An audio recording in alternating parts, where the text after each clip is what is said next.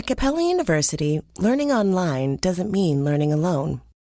You'll get support from people who care about your success, like your enrollment specialist who gets to know you and the goals you'd like to achieve. You'll also get a designated academic coach who's with you throughout your entire program. Plus, career coaches are available to help you navigate your professional goals. A different future is closer than you think with Capella University.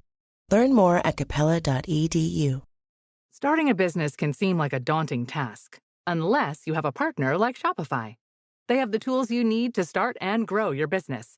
From designing a website to marketing to selling and beyond, Shopify can help with everything you need. There's a reason millions of companies like Mattel, Heinz, and Allbirds continue to trust and use them. With Shopify on your side, turn your big business idea into... Sign up for your $1 per month trial at shopify.com/special offer.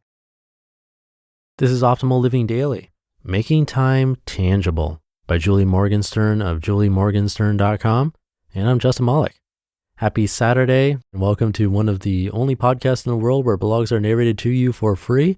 That's with permission from the authors. If you enjoy it, sharing it with anyone would be greatly appreciated. And I'll keep this short for the Saturday episode, so let's get right to it and start optimizing your life. Making Time Tangible by Julie Morgenstern of juliemorgenstern.com. Ah, fresh laundry. Time to put all these clothes away, you think to yourself as you merrily open your closet, proud of a task well done, only to be met by an avalanche of handbags and sweaters tumbling down from the upper shelf. Oh, not again, you cry out. As you duck out of the way of the seemingly endless barrage, you trip over a runaway sneaker, dropping the basket of clean laundry all over the floor. That's it, I've had it. Enough is enough, you tell yourself. It's time to get real. You spend the remainder of the afternoon purging outstretched t-shirts you never wear, purses you never use, old shoes with worn heels, and outdated looks. You spend 5 straight hours digging through the mess and making bold decisions, and by the time you're done, you're happy with everything you own. Your clothes are hung up with enough space between each hanger so you can see everything clearly. Your shoes are neatly paired. Your top shelf is decidedly avalanche-proof, and you're confident that the next time you open your closet, you stand no risk of losing an eye or breaking an ankle. Finally, sweet relief. That is, until the phone rings. It's your friend Sally calling to ask if you want to join her and the gang for a Hamilton watch party on July 3rd. 100% I'm in, you confirm. You open up your planner to jot it in, only to realize you have a doctor's appointment scheduled for the exact same time. Not wanting to disappoint Sally, you call the doctor to reschedule, only to find that the sole remaining appointment for the next 2 months is the same afternoon you're scheduled to do carpool pickup. You schedule the appointment anyway and make a note to call around to the other moms in the pool to see if someone can switch with you. Yikes, a simple scheduling oversight has now become a full-blown logistical nightmare, costing you over an hour in stress and panicked phone calls. Just as a disorganized space can cost us time and energy, so too can a disorganized schedule.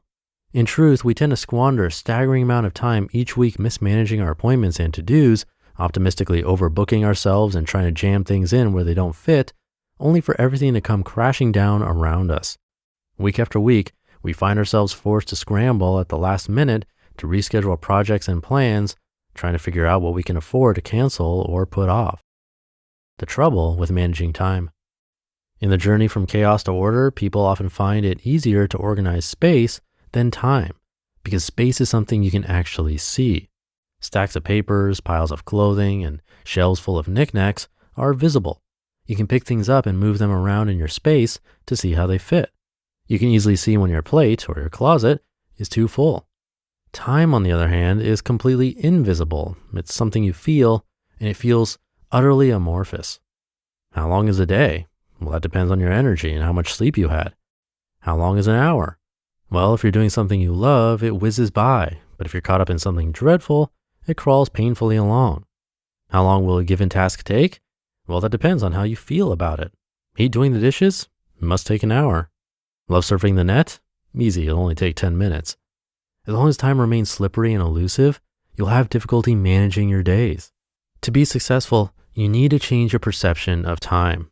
You need to learn to see time in more visual, measurable terms. Think of your schedule like a closet. In my own journey to getting organized, my biggest breakthrough came when I realized that organizing time really is no different than organizing space. Essentially, just as your closet is a limited space into which you can only fit so many items, a schedule is a limited number of hours into which you can only fit a certain number of tasks. Just as every pair of shoes you place in your closet takes up a certain amount of room, each task takes up a certain amount of time.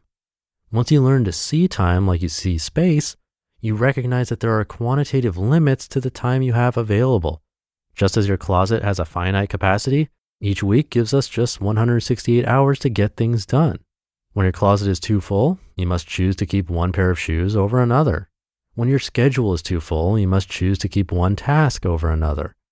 Changing your perception of time facilitates your ability to more effectively plan and prioritize your days. When you start to see your schedule as a container, you begin to think of your to-dos differently. It's no longer about whether you like or dislike a certain task. It's about how long a task will take and the potential return on your investment. As such, it becomes critical that we learn to evaluate our to-dos quantitatively in terms of their size, duration, rather than qualitatively in terms of how we feel about them. Think about it. The size of your closet doesn't change based on how you feel about your wardrobe. So why should the size of your schedule and to-dos? Just as we can tell whether an item will fit into our closet by its size, learning to estimate how long a task will take is the only way to know whether we can fit it into our schedules. Ultimately, changing your perception of time is the key to good time management because it serves to unlock a series of other essential skills necessary to become the master of your own schedule. It is a pivotal, time-saving mindset shift that anyone can make, opening the doorway to time estimating, prioritization, schedule management, and more. It all starts with making time tangible. You just listened to the post titled Making Time Tangible by Julie Morgenstern of juliemorgenstern.com, and I'll be right back with my commentary. This episode is brought to you by JCPenney. Yes, JCPenney. And if you've been there recently, you know it's the place to go for jaw-dropping looks at brag-worthy prices. They've got something special for every style and budget, not to mention rewards and deals that make finding those hidden gems even sweeter. If you already shop JCPenney, you're already in on the secret. But if not, it's time to ask. Wait, am I sleeping on JCPenney? Shop JCPenney.com. Yes, JCPenney. This episode is brought to you by LifeLock. When you visit the doctor, you probably hand over your insurance, your ID, and contact details. It's just one of the many places that has your personal info. And if any of them accidentally expose it, you could be at risk for identity theft. LifeLock monitors millions of data points a second. If you become a victim, they'll fix it, guaranteed, or your money back. Save up to 40% your first year at lifelock.com/podcast. Terms apply. Thank you to Julie. It reminds me of something we talked about recently, Parkinson's law. If you set a short amount of time to get something done, like I can only spend 30 minutes on this next task that I'm working on, then you'll tend to get it all done in that amount of time. But if you don't set a number and just work on it, you'll usually be distracted or take your time or somehow magically end up taking longer than 30 minutes. Have you noticed that? That's definitely the case for me. So something to think about. Making time tangible and a sort of space that you have to fit things into. Schedule it out, and you might find your productivity improve. So thanks again to Julie, and thank you for being here. Have a great weekend if you're listening in real time. And I'll be back tomorrow for the Sunday show, where your optimal life awaits.